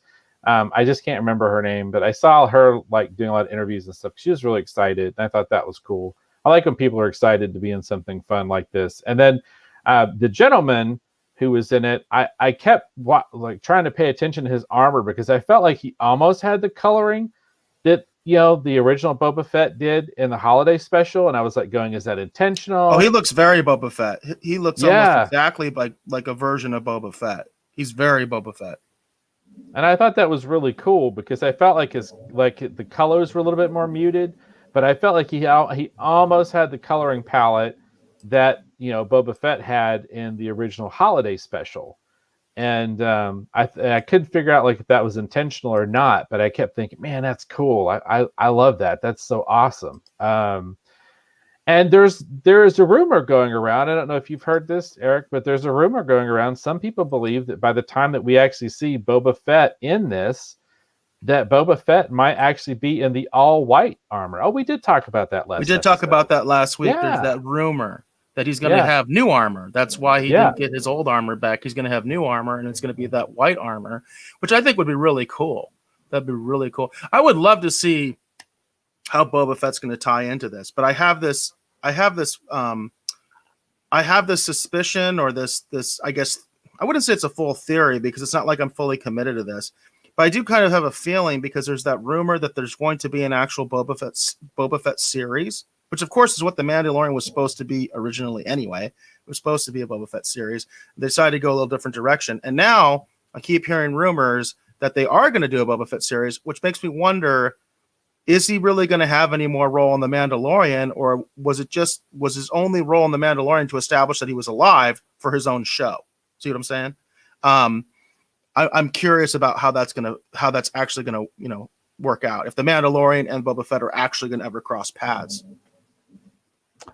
Well, and there's always that weird, odd possibility. I can't imagine it at the moment, but there is that weird possibility, because we'd heard about how the show at some point kind of takes a different direction or something, which where we are right now, I'm like going, well, what does that mean? But I wouldn't put it past this show for the Mandalorian that we've come to know and love, if he die and Boba Fett have to pick up his mission. You know what I mean? Right. For some reason. So yeah, it's anybody's guess at this point. Yeah. But I do want to point out something with this picture. So you were talking about this controversy about female fitting armor and stuff like that, and whether it's practical or not. I'll tell you what's not practical: to take your helmet and hold it like that when you're in the middle of a situation. Okay, that's stupid. That's only done in Hollywood. Nobody on any kind of tactical team or field force team or in the military takes their helmet off like that and walks around like that in the field. They don't do it. You wouldn't do it. It's not comfortable. You know what I mean? The only reason they do this is they do this in television shows and movies so you can see the actors' faces. That's it. Well, there you go, people who are upset about the female Mandalorian armor controversy. You should be more concerned with how they're handling their helmets, not how they're wearing their armor. There you go. There you go. There you go. All right. So let's see where we were. So the Mandalorian leaves. He picks up the child. We get back to the port where the gentleman that he's paid to fix his ship has theoretically fixed his ship, but boy, did he ever do a number on it. He has sweet havened the Razor Crest, for lack of a better term, and it feels like it's got pulleys and ropes and all kinds of things going on now.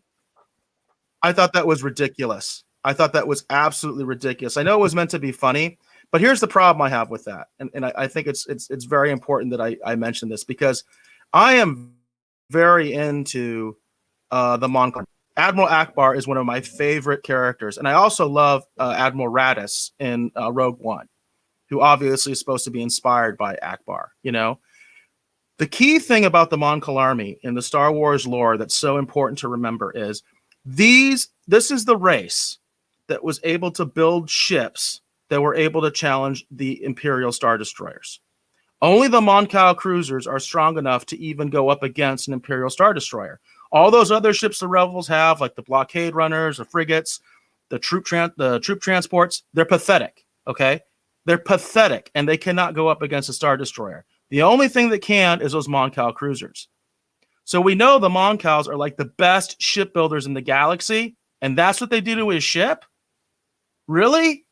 It just took me out of it, because I'm a lore guy, and it's just like, that doesn't make any sense. These are like the best shipbuilders in the galaxy. And they build beautiful ships. That's the other thing. They're aesthetically pleasing. That's another aspect of the Mon Cal cruisers is they're meant to look nice. You know what I mean?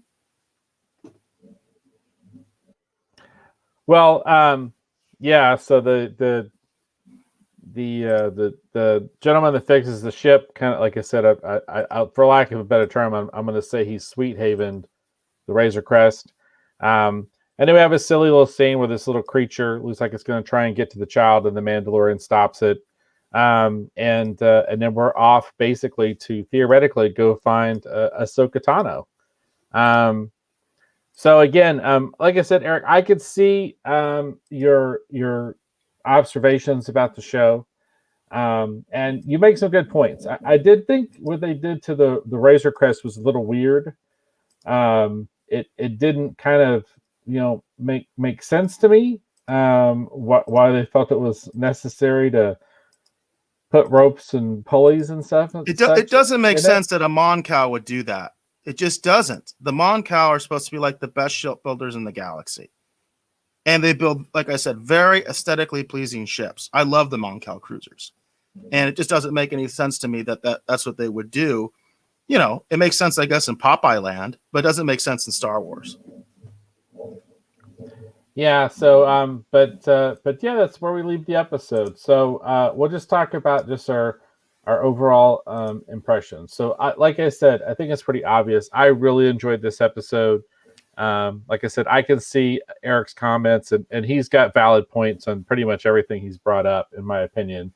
But it doesn't really stop me from really loving and really liking this episode, because the things I liked, I enjoyed so much because of my attachment to Clone Wars, that it kind of overrides a lot of other kind of flaws and things that I can see in retrospect. But like I said, I watched this episode 3 times. I thoroughly enjoyed it. I had a lot of fun with it. Like I said, I was, kind of the third time I was looking at things a little bit more closely and trying to see again, like the dude Mandalorian, like is he really colored like Boba Fett from the holiday special? Like, like there was just a lot of fun things like that I was looking for. And I personally really, really enjoyed this episode and had a lot of fun. And I'm going to continue to recommend The Mandalorian, because it's just a fun Star Wars show. And I'm really, really enjoying it. So, and then Eric, what's your final take on this episode of The Mandalorian?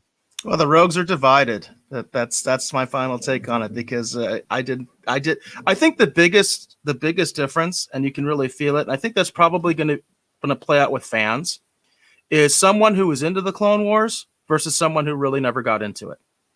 Because again, there's that lack of emotional attachment where it's not like I have this big, Bo-Katana's in this. I don't even know who she is, other than what I've read on Wikipedia. It's kind of nice to see Katie Sackhoff in another role like that, she is a very good looking woman, and it's kind of neat to see her and stuff like that. But I just don't have that emotional attachment to the episode. I do like seeing multiple Mandalorians together. That's always fun. But for me, overall, there's just so many issues with some of the canon, some of the lore. It's not a big episode that I would recommend to people. I think there are much better episodes that we've seen in the past. Well, there you go. There's the final take. As Eric said, the retro rogues are divided. Those of you in the Rogues Gallery, if you like the episode, feel free to chime in. We'll be happy to put your comments up as we're moving on from talking about the Mandalorian episode, the Heiress, and maybe segueing over into talking about pop culture. If that sounds good to you, Eric. Yes, I think that's good. We're over at the hour and 20 mark, so I think we're a little bit heavy on this particular review. Jane did say that my suggestion is review the episodes from Clone Wars that deal with the dark saber. I think we have talked about that before, that would be kind of an interesting thing to do, especially from the perspective of someone like me that didn't get into and doesn't really know anything about it. So that would be kind of interesting for you to kind of guide me through it, Dave, as far as, what this whole thing is all about. Because again, I never got into it. I just never got into the Clone Wars show. Wasn't my bag. No, yeah. I would be down to do that. I would totally be down to do that. And it's interesting too because Jane actually put in there. She actually tried to spell check saber there in her comments. I just want to point out, Mom, I think you had it right the first time. Because I at least I think that's right. Well, I do want to mention, because we've talked about this before. I do like lore discussions, and we really don't do a whole lot of deep dive lore discussions on this program, but I'm always up for that. I'm always up for discussing lore in Star Wars, Star Trek, and all these other franchises. So that would be an interesting discussion. No, yeah, for sure. I'm trying to see what's the proper way to spell saber, because I think I've seen it both ways actually. It is. I think we're kind of getting saber. Our time is kind of getting away from us, so I think we Sorry. should. Okay. Sorry about that. All right. Enough about that. My apologies. Those are kind of shining things that distract me. So we're going to segue into our pop culture news segment. So here on the pop culture news segment, we're going to discuss anything that we hope you, our dear valued viewer, our dear valued listener, will enjoy and find worthy of discussion. This is hopefully something that's caught Eric's attention, something that's caught my attention. At the very end, we hope it's something that you will find worthy of discussion in the pop culture news. So tell me, Eric, what do you have up first for this week's installment of pop culture news? Well, this is kind of one of those little feel-good stories, I think, and actually comes from Business Insider of all things, which I thought was kind of interesting. So as I mentioned, I got to get this banner down. Give me 1 second so you can actually see the screen. So I mentioned that, of course, I was in California basically all this weekend, and I was working my butt off. There were 12-hour shifts, 8 o'clock a.m. call time, 8 p.m. is when we wrapped each day. And I was in a different state. So I was all discombobulated. And I totally almost forgot about this huge event that has happened, which is, of course, the launch of another SpaceX cruise ship, So, but there's a fun part of this that directly relates to what we were talking about today. So this article says astronauts brought an extra crew member into SpaceX Crew Dragon ship before it launched to orbit. A baby Yoda toy. So I guess baby Yoda is actually now a real astronaut with NASA and SpaceX. And there you can see him in that picture. Apparently there's a tradition now with SpaceX. They've done 3 launches. One of them was uncrewed. It had a dummy in it. And then they did the crewed launch. And I'm sure a lot of people are familiar with that very first launch where basically America getting back into space finally, not dependent upon the Russians. And now this is the third, and this is actually a full mission. It's not just like a test. Well, every time they've sent one of these Dragon capsules into space, they've been putting a plushie doll in the capsule as a gravity indicator. In other words, when they know that they've pulled away from Earth's gravity, the plush toy will float. And obviously, it's not going to hurt anybody because it's a plush toy. Well, this time they decided to bring Baby Yoda with them. And I thought that was kind of fun. This is a really big deal. There's actually a Japanese astronaut in this capsule as well. So it's not just an American thing. But I just thought that was kind of fun and cool. Interesting. That's fun. That's a cool thing. Yeah, I honestly, it was weird because my wife and I, we actually watched on Netflix, we actually watched the Challenger, the Final Flight, the documentary that's actually on Netflix. It's all about the Challenger. And I need to see that one. I need to see that one for sure. Yeah, it's really good. And it's interesting because it's a bad robot production, but I thought they did a really good job with it. Yeah, just letting you know, ahead of time. But I thought they did a great job with it. So I thought it was a very well done documentary. But it's interesting you bring that up because I was thinking about how there hasn't been like a lot of coverage about a lot of interesting space stuff for like a little while, and then you brought this up actually as we were prepping the show for tonight, and I was like, oh, okay, cool. There are things still going on, and I'm just I kind of taken a walk away. Deal. This is a huge deal. I'm really surprised you haven't been into this because SpaceX basically private space flights with crewed missions. I mean that's like a turning point in the history of humanity. Right, and I honestly I have taken a step away from a lot of social media lately. Just because of everything that's been going on, not necessarily because the election specifically, but a lot of things going on around sort of the election. And I felt like I just needed to take a break. So that's part of the reason why I'm probably not quite as informed as I normally am, because I've kind of walked away from my normal channels, and I got to the point where I was, intentionally not following the news quite as closely because it just, I don't know, sometimes my days are stressful enough without adding things on top of it that I can't change. I anyway. agree. So. I couldn't agree with you more. In fact, a lot of times, I'm kind of the opposite because I generally get my news from social media because when I watch the news, I just get pissed off. But I still want to be informed. So what I do is I try to look for the news makers instead of the newscasters. You know what I mean? That's how I do it. So. Well, that's an interesting perspective and one I should probably embrace. So, yeah. But this is a fun story. Cool. This is a fun little story. So let me. And because it's so positive, probably nobody's going to care because that's not what social media is about. So. Yeah, I could see that. It does feel like at times that all social media about is complaining about things that at the end of the day you can't really change anyway. Yeah, that does seem to be a thing. So I am trying to bring up my story because I closed it out earlier by accident. So let me bring this over here on the screen and get this hopefully good to go.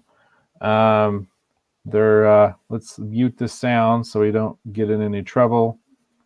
So the thing I wanted to talk about here, just briefly, is, and this is some kind of a video game thing. So let this video game thing play. So, okay, here we go. All right, so I want to set this up just real quickly. So, this is something that I hadn't heard anything about. It just kind of showed up, and I thought it looked a lot of fun. Everyone knows I'm a big Batman fan. And Eric, you said that you hadn't heard about this when we were doing the show prep, so this will be kind of a trailer reaction for you, even though unfortunately we don't have the sound. But this is called Batman Soul of the Dragon. This is going to be a new animated direct to VOD or whatever they're calling it. It used to be DVD release animated film for the Batman. And as it's kind of playing, I'll go ahead and set up some of the characters because most of the characters in this are characters that are not terribly easy sometimes to identify when they're out of costume. And so we're going to let this play. But this is theoretically set in the 1970s. So we got Batman with his 70s hairstyle. There's Richard Dragon. I like the animation style. This is the This kind of is style classic that Batman. I personally enjoy.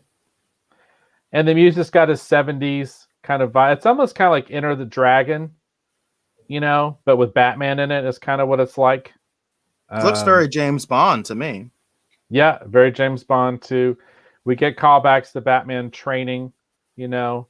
Hey, by the way, we now see why I like the animation style, because Bruce Timm is one of my favorite artists. So yeah, it's nice to see that he's involved with this. And there's Shiva, often touted as the best martial artist in the DC universe. Still to this day, Shiva is the standard. But it's interesting. It's like a full-on martial arts action adventure animated film that has Batman and Shiva and Richard Dragon in it. And R-rated. R-rated. Yep, that's R-rated. Kind of wild. I don't know what that's all about. I'm not sure if I understand that, you know? Yeah. Well, we'll have to see. I'm definitely going to watch this. I think it'll be fun. And then we have, in the voice cast, we have Michael Jai White and also Mark Dacascos, which is fun. So Very for those of us that are aficionados of martial arts action movies, you should hopefully be acquainted with those particular names. And then, of course, because I'm doing this on this other screen, I am totally goofing this up. Where is... It's weird because when I rearrange the studio, I would just go ahead and turn this. Yeah, okay, thanks, Eric. When I rearrange the studio, basically one screen is essentially behind the other, and it makes it difficult at times to actually do this. But anyhow, let's go ahead. Okay, there. That's exited out. Okay. But no, I thought that would be fun to bring up and talk about. I thought the trailer looked fun. Like I said, it's like it's set in the 70s. It's your classic Batman kind of... it's the kind of adventure you would have seen like in the late 60s, early 70s with, you know, martial arts movies at that point. I don't think that was the height of its popularity, but it was probably one of the peaks at one time. You know, back when Bruce Lee had done Enter the Dragon, and there was all this initial excitement and adventure and interest in martial arts movies, you know, specifically with people like, you know, Jim Kelly and Bruce Lee, and that time period initially.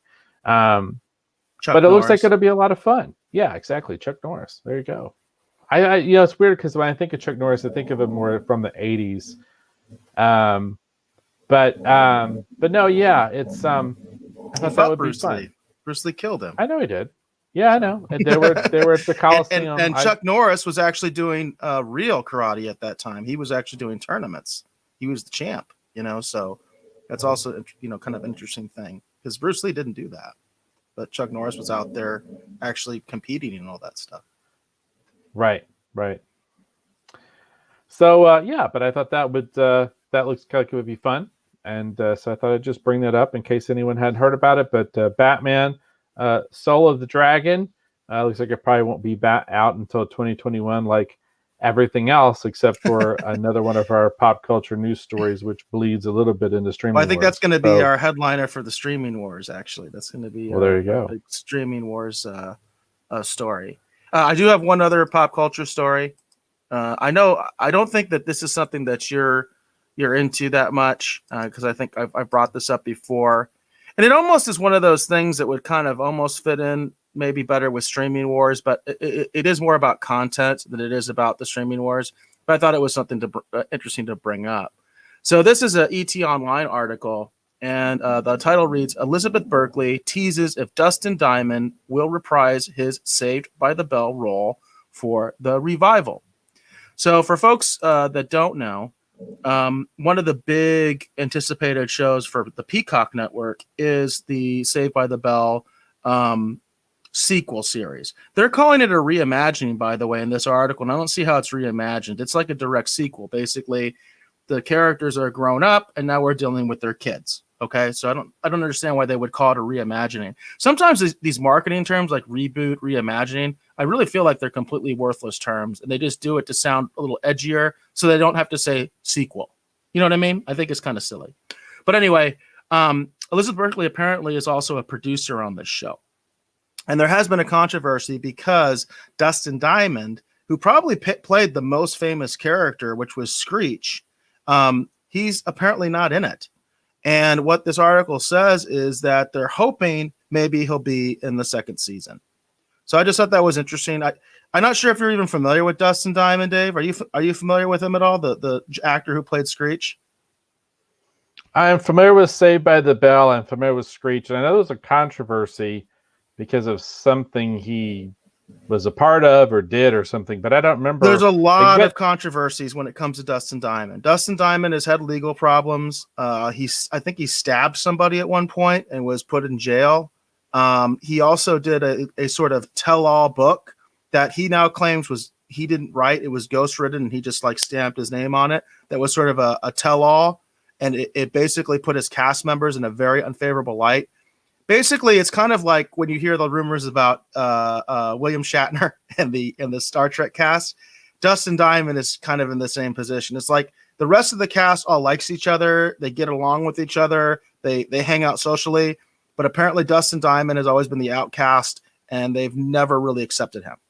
And one of the reasons is because apparently Dustin Diamond was much younger than the rest of the cast. He was a real teenager, while the rest of them were like in their 20s or something. So apparently there's always been a disconnect.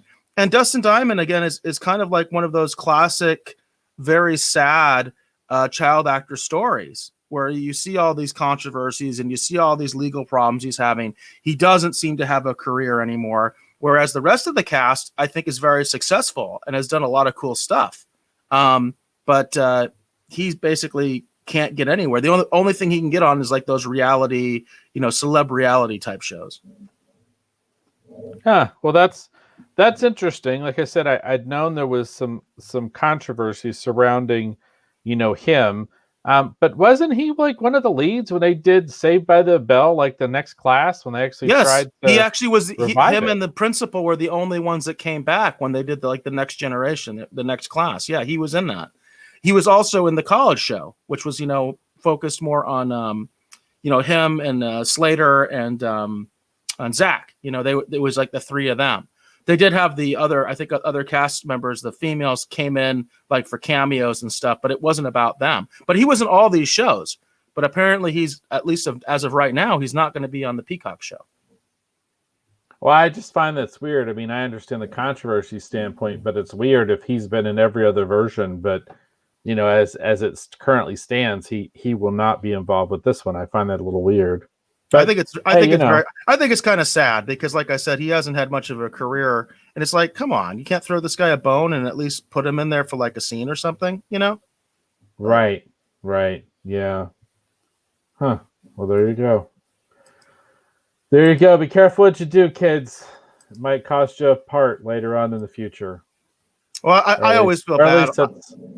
I feel bad a lot for some of these child actors. I think a lot of them, their lives have been kind of ruined by Hollywood, and I can see how that could happen. Right. I could see that too. All right. Are we good to segue over into Streaming Wars? Yeah. Let me get the banners up. Let's see here. Cool. There we go. Awesome. Okay, so here on our Streaming Wars segment, we're going to talk about anything we think that's interesting and worthy of discussion that's happening in the Streaming Wars. But you may ask yourself, what do you mean by stream, Dave? Are we talking about like fish and stream? Like what do we mean by stream? Well, no, we're not talking about that. We're actually talking about streaming videos specifically, but we're also talking about all those amazing services that a lot of people aren't talking about anymore, like Apple Plus. Some of those other ones that have shut down, like Quibi and DC Universe. No, we're not talking about those. We're talking about the ones that are still around, the ones that are making interesting moves. We're talking about things like HBO Max. We're talking about things like even some of the free services that are still around, things like Tubi and Crackle, but also the big ones too, like Netflix and Disney Plus, which we talked about earlier in this episode. We're talking about anything that we think that you will find interesting and worthy of discussion that's happening in the world of streaming video. That's what we mean by Streaming Wars. So tell me, Erica, what do we have up first for tonight's episode of the Streaming Wars? Well, it's probably the biggest story out there right now in terms of pop culture and streaming wars. It definitely, intertwines with both issues. This is a really big story. It could be sort of a game changer. And this is a Variety article, and the title reads, Wonder Woman 1984 to debut both, yes, both, on HBO Max and in theaters. This is a bombshell. This is a huge event in the streaming wars, in pop culture. Dave and I talk a lot about Warner Media, AT&T, and all the problems they're having there, the issues with HBO Max, and this could be a true game changer. This decision is not without intense controversy. I was really shocked because what I thought was going to happen, because we've talked about this quite a bit. We've talked quite a bit about the Universal AMC deal. And what I thought was going to happen was we were going to have something similar where we were going to be looking at a maybe 2 to 3 week window of exclusivity for Wonder Woman before it went to HBO Max or video on demand or whatever. The fact that they're doing this simultaneously, this is really kind of an experiment. The closest thing we have to this was when the Universal did the Trolls movie, Trolls World Tour, but the only theaters that were open when they did that were drive-ins. Everything else was shut down. Now there are major markets that are still shut down, like California. I was just there. It's ironic. I was in California filming a movie, but the movie theaters are all closed. And New York, the movie theaters are all closed except for drive-ins. Right, drive-ins are still open in California, and I believe in New York. So it's kind of a strange situation we're finding ourselves in here. On the one hand, I think it makes a lot of sense to make sure you release this movie theatrically as soon as possible because the theater industry needs this. They need it bad. But I think it's really interesting that they got rid of the exclusivity window completely, and this is going straight to HBO Max and theaters at the same time. We talked about this off the air a little bit, Dave. What do you think about this? Because this is really kind of an explosive story. Well, apologies if anyone can hear my dogs barking in the background. But to me, when we look at what's been going on over at Warner Media, it makes sense that they're just going to do whatever they think kind of works in the moment, and not really looking at, I'm pretty sure someone thinks they're looking at the long, the long play on this, right? Because streaming is the future. So let's just get on with it. So I understand part of this decision. But when we look at a lot of the other decisions that they're making too, like we look at how they've dismantled DC Comics and a lot of the other things that they're doing, I also feel like too that sometimes it's a little short-sighted, kind of the approach that they're kind of taking with some of this. So I'm not too terribly shocked that they did this. I am kind of shocked, in all honesty, though, that there were other films that would have made better sort of smaller experiments to lead up to this. And basically, for some reason, it looks like, Wonder Woman 84 is going to be the one that they do this with. I look for what I'm thinking of is, like, for example, I've kept, harping on that they should have done that with New Mutants, right? Like New Mutants would have been a perfect film to release, and try this kind of hybrid release thing, because basically, it's a film that they needed to release theatrically. They need to get out there anyway. And they could have, tested the waters. Now I know that's a Disney, film essentially, because it's an old Fox movie, but I'm kind of surprised that the one that's going to, release on a streaming service and in theaters at the same time, I'm surprised it's Wonder Woman 84, that is going to basically go where we use the term "no woman has gone before" at this particular moment in time. So, am I shocked at it? No, I'm not shocked that AT&T would think, well, let's just do it, because Lord, if you look at what's happening and how they're dismantling portions of Warner, I'm not shocked at that. and I'll honestly too, I'm not shocked at the idea that there's no, sort of loyalty being shown to the theater industry, because look at what they just did to DC. So I'm not too shocked, but at the same point too, I guess I am surprised is the right term that we're going to roll the dice on Wonder Woman. When you look at the way Marvel is protecting Black Widow, you know what I mean? Go, no, this is not how to do it. Let's wait. But then Wonder Woman is like, well, let's just throw it out there and see what happens. I definitely see this story differently than you do, because I think that this is actually a really positive move, minus the lack of the exclusive window, because I think this is what Hollywood needs to do. I think they need to come up with this hybrid model. Basically like the Universal deal. That's basically the model that I have been advocating for, and I think is the best way to go forward in the current environment, because the theaters are hurting and they do need some new movies. You can only watch Empire Strikes Back so many times in the movie theater before it gets a little old and you want to see something new. That's the problem. That's literally the problem that theaters are having right now, is they're not getting any new content, or they're getting very little new content that has no buzz on it. And this one has huge buzz, huge buzz. So I think it makes sense to go to this sort of hybrid model of releasing movies in the theater and then having a very short exclusive window before you put them on streaming or, video on demand. What I do think is so shocking for me about the story, again, is the fact that exclusive window for the theaters is gone. So to me, it's not like they threw the theaters under the bus. It's just kind of weird to me that they have no exclusivity in terms of the release. And I'm really shocked that theaters are willing to go along with this. But I think that just shows how desperate they are. Well, and again, I'm not saying that this is not the right decision, and I'm not saying that I'm against them doing this, releasing it essentially in theaters, but then also, having it be Dave, I think we had a hiccup. Oh. Dave, I think we had a hiccup in the stream because I didn't hear anything you said. Okay, sorry. What I was saying is, I am not against this per se, and what I was saying is that I do feel like that this probably is this hybrid, release method. Some version of this is something that they should be doing. What the part I'm kind of reacting to is the fact that that there isn't some kind of a small exclusive window for the theaters, to encourage people to go to the theaters. That's kind of what I'm talking about, is that's the part where I feel like, well, that's not a lot of loyalty, now. So that's kind of where I'm coming from. But then again, they could have been completely disloyal like Disney was with Mulan and not show to the theaters at all. Well, and see, that's what I was talking about too. I don't understand. I understand what's driving these decisions, but I don't understand what's driving the final decision that they keep falling on, right? Because, like I said, with this particular film, I kind of understand some of it, because there does seem to be sort of like a cavalier, whatever we need to do kind of thing happening at AT&T, right? Yeah. They're just going to do whatever, right?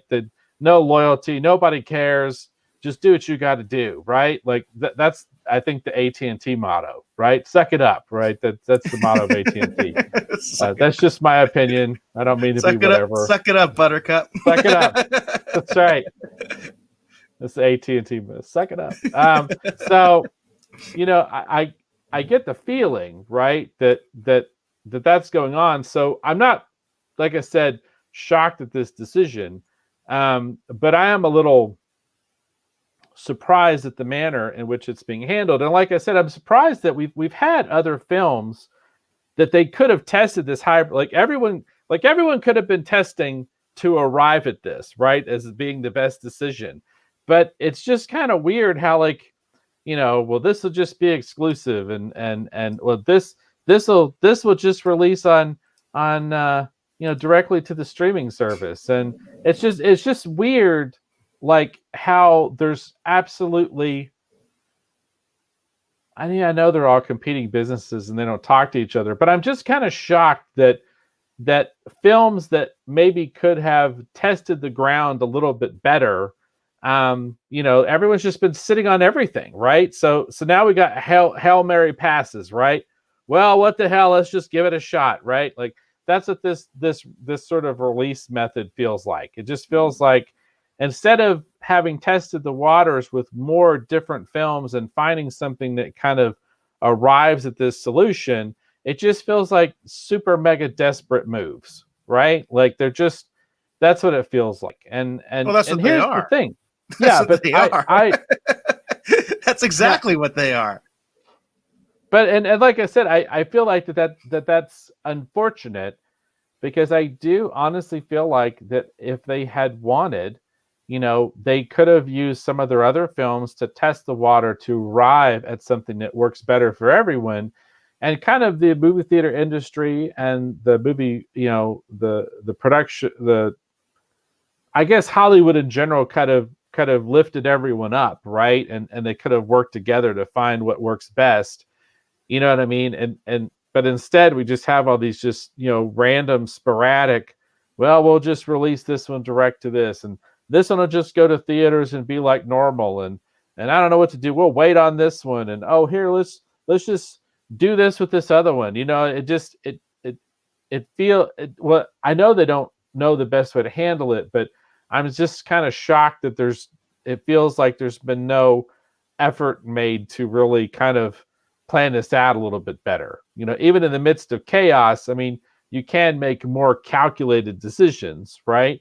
And kind of test systems before you go for a Hail Mary pass with, your big budget release for the year, it's that play that the Cardinals made, maybe this will be like this, that amazing pass, where, they managed to win the game when it looked like they were about to lose. Maybe this will be like this, and this will be the move of the year. You know what I mean? And everyone will be shocked to be like, oh, we should have been doing this all along, or this is just going to blow up in everyone's face, and it's going to do everyone a disservice at the end of the day. I mean, I think as Wonder Woman 84 fans, we're not losers, at least for me, because I'm looking forward to this movie, because it's like, well, I just get to watch it at home and I don't have to wait a super long time to watch it. Like New Mutants, they still haven't freaking seen. I think it finally came out earlier this week, and I forgot all about it. That just goes to show you where I'm at. I just realized that movie just came out and I still haven't seen it because I forgot about it, Eric. I forgot it was even coming out. That's a perfect example of how not to handle things. I just realized it. I think it just came out. So, I don't know. We'll see. We'll see how this goes down. But like I said, I am kind of shocked like you that they didn't at least do some sort of small exclusive window just for theaters and then turn around and have it be on HBO Max. Because I think there was something in this story too where I think it's only going to be on HBO Max for like a month or something. That's correct. Yes, it's going to be on there for a month, which I will say this. I think that what Warner Brothers is doing is much better than what Disney did with Mulan. I never supported that. I do not support this idea of having a streaming service with premium content on top of it. ESPN Plus has a similar model, and I've bashed ESPN Plus forever about that. I hate that. I hate that model. I think it's terrible. If I am paying for a streaming service, I expect all the content on that service to be included in my monthly charge. So I do applaud Warner Media for the fact that this will be available on HBO Max, which I have for free because I am an AT&T subscriber. So if I choose, I can just watch it at home. But if I want the theatrical experience, I can do that too if that's what I want. I have the choice. I just feel a little bit bad for the theater industry that they lost any exclusivity, because I know that's going to hurt their bottom line. When they need that money, they need that cash infusion bad right now. Yeah, and I'm still kind of surprised too that, well, it's getting cold, so maybe it's a different thing. I don't know. And that's the thing. I understand too that there are no quote unquote like best play decisions in the midst of all the insanity. But I'm just kind of surprised that more of I'm just kind of surprised that the movie studios themselves, that they didn't use some of these other films they had available and I know contracts and whatever, but I'm just kind of surprised that there wasn't more testing to try and arrive at kind of the best way to release, a big budget film in the midst of all of this, right? I understand there's no good I think choices, the policy has been delay, delay, delay, and the experiments you've seen has been when they've been deciding to put something straight to streaming, such as Hamilton, such as Mulan, such as Trolls World Tour. Trolls World Tour technically was released simultaneously, exactly like this film is, but there was hardly anything open when Trolls World Tour was released. The only theaters that were open were drive-ins. So technically, it's the same model, but there are many more theaters open now than there were when Trolls World Tour came out. Yeah, to me, I'm just, like, even if you could have, well, the infrastructure doesn't really exist for that. I don't know. I just feel like that instead of just delay, delay, delay and trying to make a decision, I think it's unfortunate that that there was not more of a concerted effort to plan and figure out, like, as a whole, like, looking at the movie industry as a whole, that they didn't spend a lot of time, bringing the best minds together to figure out, the best way to handle this. The best minds together, huh? Well, huh? I don't know how else to say it, Eric. You know what I mean? I don't think the best minds. I don't think the best minds are there. I think the best minds are at SpaceX. You know what I mean? All right. So okay. I think that's where the disconnect is, Dave. Because I don't think the best minds are running the movie studios. No. I'm talking about within the movie industry as a whole. You know what I mean? There are those people that they could have tried to bring them together and figure out kind of a different way to do this that helps out, the movie theaters, but then also helps out the movie studios, you know what I mean?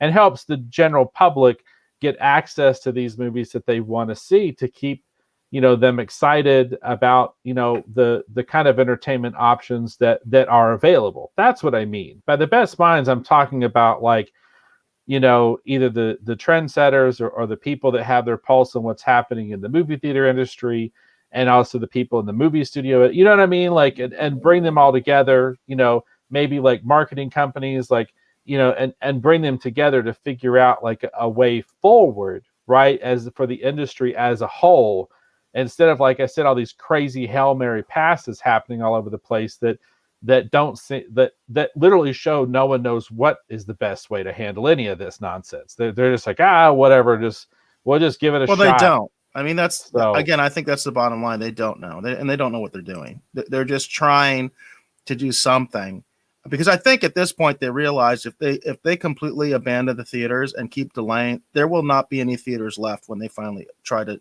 open again. They'll be all gone. And see, and that's what I'm talking about. Like, you would think that would help everyone understand that they need to be talking to the movie theater owners, like they need to be coming together to figure out the best way to kind of save, the experience of going to the theaters, but then again, also making sure the movie studios can make money, and helping the public get access to these things that they would like to see, that there's anticipation for. That's what I mean by best minds. I mean, I'm surprised that they couldn't get, like, industry leaders. Maybe that's a better way to put it. They couldn't get the industry leaders together, and they couldn't all, like, go, okay, well, look, we're all kind of in the same boat, whether we realize it or not. Let's all grab a bucket and figure out the best way to bail the water out. You know what I mean? And how do we lift each other up, right? But again, I understand, and maybe in Hollywood that mentality doesn't exist. That's overly. It does not. I just came back from there. It doesn't exist there, Dave. I'm sorry. Well, I think it's unfortunate, because that's how I think of things. I always think of things as even though an industry is we see the comic industry too. I mean, it's going through the same thing. I think it's unfortunate. I guess I have a stupid rose-colored glasses perspective on things, where I understand it as Americans, as all of us existing in the same sort of economy. You know what I mean, and that we're all kind of in this together, and that everyone kind of depends on everyone to do their part. that's just my stupidity, because I always look at the world, like America, as we're all in this together. Let's figure this out, right? So that it benefits everyone. But in reality, that's not what's actually going on. So that's just me being stupid. There you go. I wouldn't say you're stupid. I would say that you're just, you're optimistic. You Yeah. look at things as half full and not half empty. You're not a pessimist like me. So That's so funny, because I know that my wife would totally disagree with what you just said. So, and say that no, pessimism is his middle name. But I like to believe that we're all better sometimes than I think we really are. And as an industry as a whole, we can all look around and see everyone struggling and reach out a hand and help each other up. You know what I mean? Together, in order to, all of us find a better tomorrow. So that does make me sound like some kind of a crazy idealist. Yeah. Meanwhile, the streaming and YouTube shows that are blowing up are the ones that are complaining about female breast armor or whatever. So yeah, Yeah, that's true. Yeah, so we've got the comic industry and free fall and meltdown happening at the same time, and the movie industry's on fire. And there you go. Yeah, and I'm over here going, can't we just all get along and help each other? Can't we all just get along? Yeah, I'm just way out of touch. Just way out of touch. Oh well, there you go. Well, I think we're good to go to the outro, right? Yes. All right. Well, there you go. Well, I want to thank you for hopefully watching and listening to this episode of the Retro Rogues Live. Again, my name is Dave Beatty. I am obviously the idealist. If you're interested in helping out and supporting what we're doing here at Retro Rogues Live, you can go check out some of the Retro Rogues Live t-shirts over at KirbyTees.com. If you feel so inclined, we would greatly appreciate your support by purchasing one and helping to support what we're doing here at Retro Rogues Live. You can see the t-shirt designs, and as well as possibly consider getting a custom-made t-shirt, for example, for yourself. The holidays are coming up. You can check all that out over at KirbyTees.com. That's KRBYTS.com. And I want to thank my co-host, Mr. Eric Alexander, for helping me to realize that the world is not the idealistic kumbaya environment that I sometimes like to believe that we all live in. As I sit here and look at these pictures of Superman on my wall, realizing that I am definitely a hopeless idealist. So, Eric, please tell the folks where they can go get a dose of reality by following you on the interwebs.